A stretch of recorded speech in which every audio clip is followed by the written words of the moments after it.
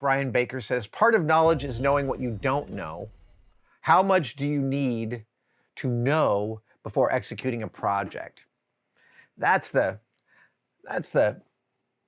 oh, there's my Forstner bit. Sorry.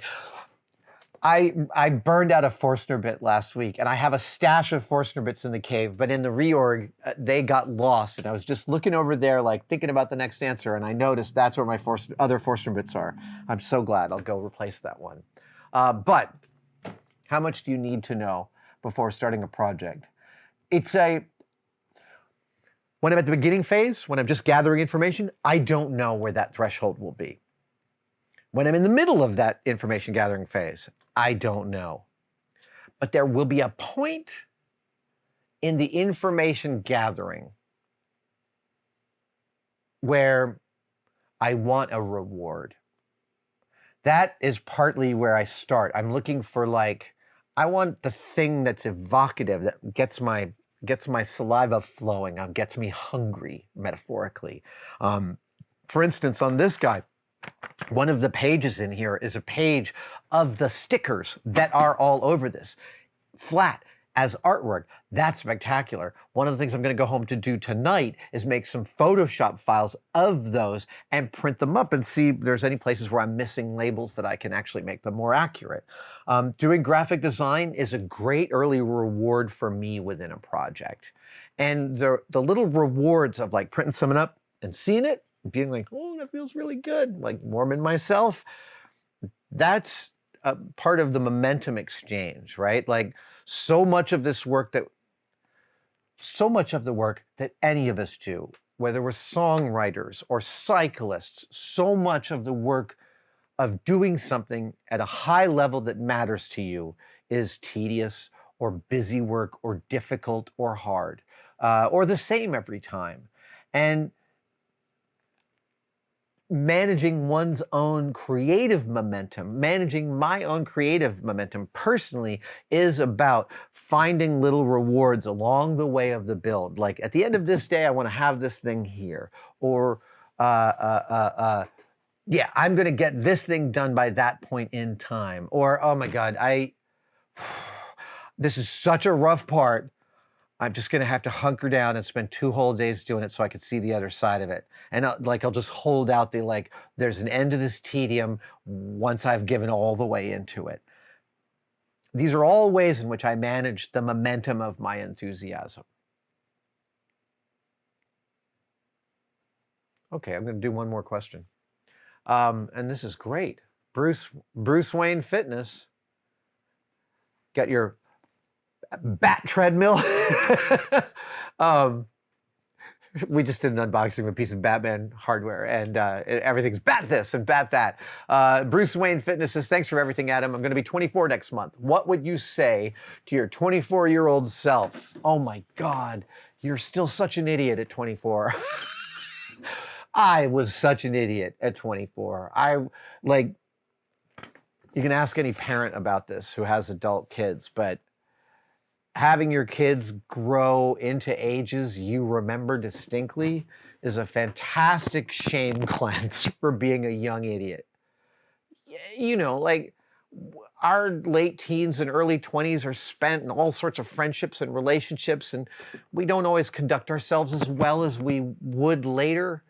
I'm not proud of my young self in a lot of ways, but watching my kids grow through a lot of those ages where I was much of a muchness has caused me to have reflection and real forgiveness for that guy.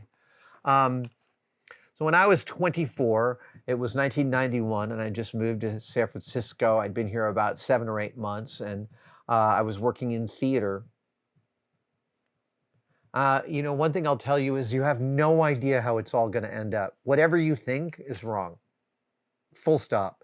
So think about, okay, you're turning 24. Let's go back 5 years. Think of your 19-year-old self. Just ponder, spend some time really, really thinking about you at 19. What you were doing, who you were with, how you were behaving, what you were doing. Like, did you know everything? Did you think you know everything? So think about what your 19-year-old self thought, like a couple years out of high school maybe, kind of feeling it. Your body's all like bounces back from everything. It won't always. Think back to that 19-year-old self, and then think back to yourself and think to you about yourself now. That gulf between what you thought you knew then and what you know now, that is going to continue for the rest of your life. There's no point at which you're going to get 5 years beyond and been like, I know all the same things I did 5 years ago. That's never going to happen. You cannot conceive of what your 5 years from now self will know and will learn from. But it is incumbent on you. Okay, this is what I would say to your young self. This is what I would say to my young self. It's incumbent on me to figure my stuff out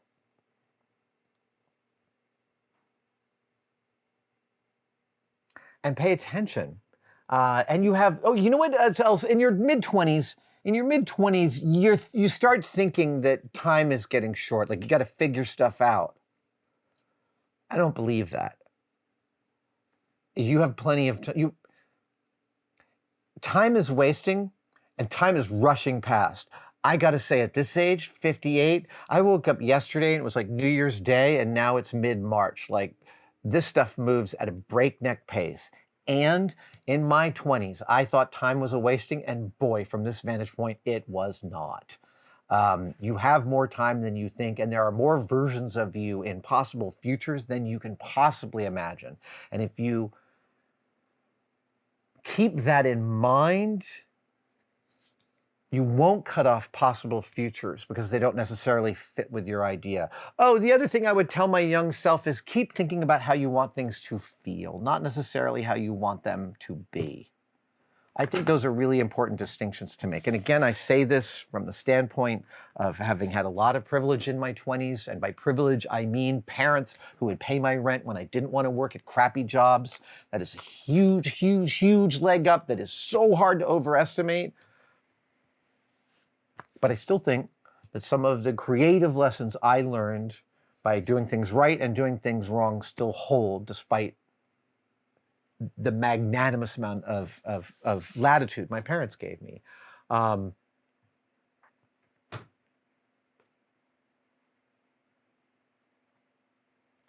come on now. Oh, it's just one word. Now we're getting into a conversation. If whatever you think will happen never happens, why do I plan for the future?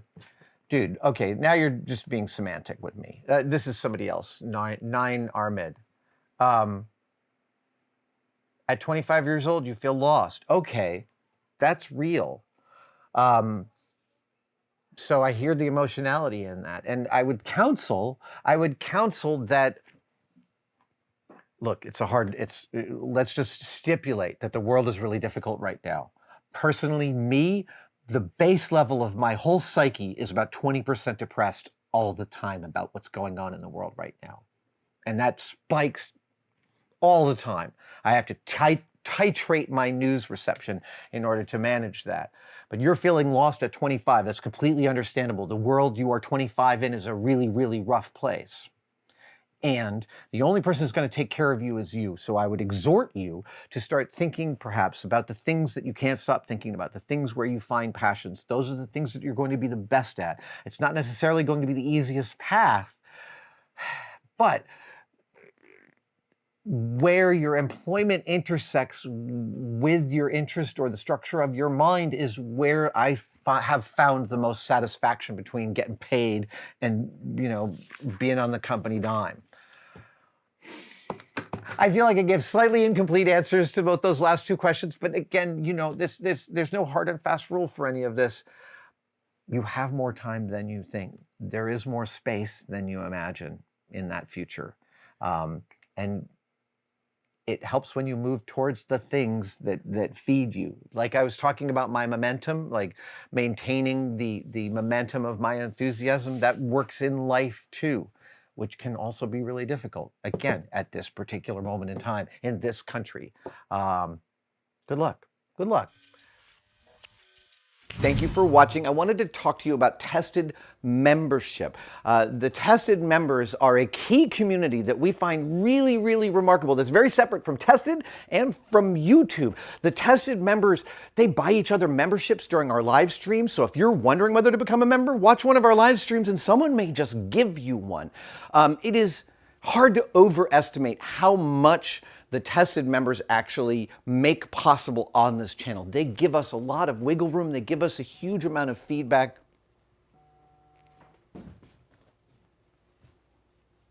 That's a member right now. Thank you so much for enjoying your membership.